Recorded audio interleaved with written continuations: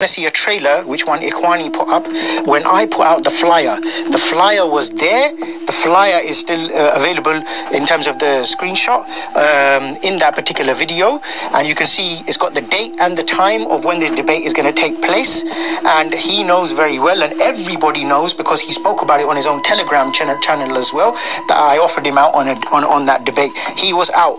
Tell him to get the date for when he went on the TPIM, and the date when that debate was offered out is at least 3 months distance. To completely deny that fact is like him to turn around 3 months down the line and say to you, I wasn't on Go Live Media last night, I was in prison at that time. That's what kind of a lie you're talking about. So he was offered out on that debate. That debate took place in West London, okay, in Hayes, and it was in an apartment. There's 4 brothers or 6 brothers that were witness to that, and he was not only that, Abu Bara knows about it, Anjum knows about it, okay, Abu Wala knows about it, Abu Saifullah knows about it, okay. I can tell you about all of the brothers from Australia that know about it. I can give you, go and ask anybody on Facebook. Go and ask anyone on Twitter. When this debate happened, what did Abu Halima do? Was he in prison at that time or not? He was the one saying that I don't agree to this debate. I don't want to do this debate. He done everything he could to get out of it. So all this stuff that happened last night, I'm going to put this as part of a separate video, and I'm going to tear apart that entire thing from last night and refute that, as well as I've got his old videos which were removed from YouTube, yeah, where I've got an archive of what I was supposed to do in that original part 2. So there's going to have to be a part 3 to this refutation, maybe even a part 4. So I don't want to make it all about him, but I've got enough dirt on this guy. Yeah, funny thing is, yeah, he says that when he was in Birmingham in that clip with me, in that video, that time he had kufr beliefs himself, and therefore he made tawbah from that, basically, yeah. So at that time when you had kufr beliefs, but you were hanging around all of the Anjum guys, yeah, how come I've got a screenshot of him? When I asked him, do you refer to OBM? He said, Aki, I don't refer to OBM at all. So how is that? Doesn't match up. You said you had kufr beliefs of following these guys, but on the text message you said something else. This guy is a habitual liar, just as the judge said about him. Alright, for me, you can call me kafir mushrik. For everybody else, there's no hesitation. You can make that within 2 minutes. But the people who are known so well around the world, yeah, when you're asked about the Syrian guys, yeah, you're so evasive and you can't make takfir upon them when you know very well what their beliefs are in regards to the Adir issue. Because their whole contention, the Gulat, is that these guys let off the Syrians when they interviewed them, when they asked them about the units of prayer. How come there was no takfir upon that? And how come there was no takfir upon Ahmed Musa? He said, I don't know who Ahmed Musa is. I don't know much about him. Really? You don't know anything about them, but you know about Ali Dawa. You know about everybody else, but you don't know nothing about these guys. Even when he was asked about Shamsi, you pushed the issue of Shamsi, and then he basically said, yeah, he's a Talafi, innit? What do you want me to say? No, we want to hear the takfir. Make it clear, dahir, apparent, what your beliefs are. Call him mushrik, kafir. He's the one who's got a video. I've got the video sitting on my Google Drive right now. I'll show you the screenshots of all of the videos I got of him. What's the video called? Enter Islam, O Talafis. He believes they're kafir asli, not murtadeen. His understanding is the rulers are not murtadeen. They were never Muslim to begin with. MashaAllah. So all of the ulama like Sheikh Faisal and Sheikh Abu Hamza and all of the ulama, whenever they passed their fatwa to declare takfir upon them of ridda, that was completely wrong. Notice from this guy, you'll never hear somebody being declared as a murtad, always a mushrik. You know why? Because the asl of everybody was kufr to begin with. It would have been good if you just came on yesterday and just smashed it, bro. I can tell, and he's thinking that he's just using us, innit, to keep the video down, because I made the video go.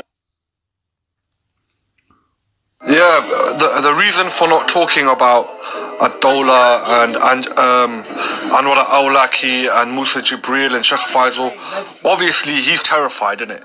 He's scared if he even slips up once, he's gonna go. Like, I don't know what this guy's situation is, but like, there was something really shady about last night. The whole thing was shady.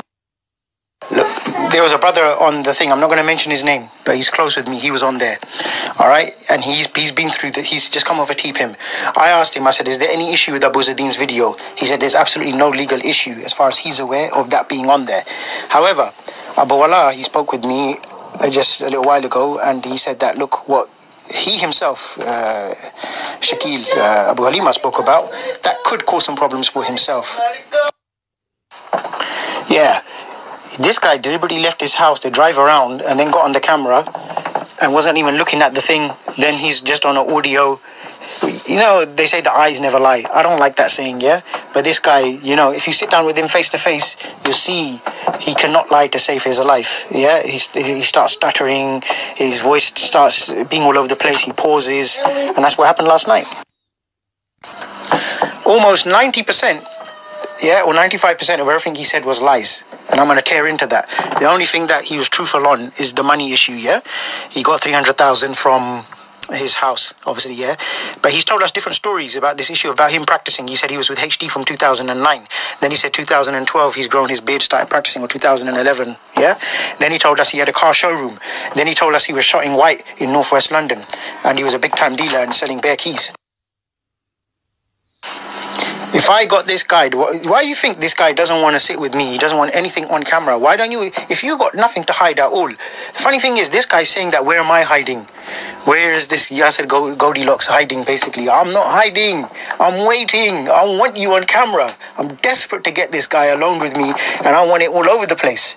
But my issue with him is not even, the snitching. I don't want to really talk about that too much, yeah? My issue is obviously his Aqidah, basically, and just deal with that issues, and where he's claiming that I make excuse of mushrikeen. But like I said, even this issue of Mufti of Taghut issue, I'll talk about that with you now if you want me to. I've already addressed that in the first video. I deliberately put that post up, and that's from 2.5 years ago, at the same time when I offered him out for the debate to catch him slipping, because I knew he was end up making takfir, and he did, and that's where I could get him on that issue, on the issue of tawakkuf and mutawakkif. No, it's not Abu Talha. I don't know Abu Talha, but obviously I know him from Speaker's Corner. I've seen him about. He's probably one of the most sensible guys with you. He seems reasonable. He's very level-headed. I'd love to meet that guy one day, Abu Talha. I like Somalians that are on a haq. The majority of them, the 98% are all coconut. You probably know that. Here's another lie, yeah? On his thing, on his Instagram and Facebook, he basically says he didn't know that it was the Hakum until he got to the court. Last night he said a different story, that they all went there and then they done this thing, they done this appeal, and then obviously then he's made tawbah from it. There's a lot of tawbah that this guy's been doing. How many times has he become kafir and then retakes his shahada? This guy is upside down, man. People I know, they don't want to meet this guy, they don't want to speak to this guy. I know one or two guys, they just want to knock his lights out, to be honest. Yeah, they're not on no debating thing, and they ain't got the sabr for that. And I try to control them, to be honest, in this situation. Because they're like, look, you don't understand, he's just a snake. But his agenda now is basically anyone who says anything against him, if I can make him kafir first, then before he makes me kafir, then it's okay. Because you can't take a murtad's oath, can you? So that's the game he's playing. I'm surprised he didn't want to lay into Abu Izzadeen and call him a mushrik or kafir. That's why he wants that audio down. Because Abu Izzadeen is known. Everyone respects and loves Abu Izzadeen. Same thing with Abu Bara. So he can't say nothing against them. But eventually these guys are going to corner him, his own guys, and say, look, you got to make your takfir clear. Why didn't you make takfir on Dawla? So you see, look, from every single point that he made last night, I could speak about it for about at least 5 to 8 minutes each. And that's not to mention the videos I've got of him, the screenshots I've got of him. And this is completely missing these court issues and this intervention stuff. Imagine then the damage. And then minus out of the equation the remaining 8 hours odd that I've got left on the actual refutation.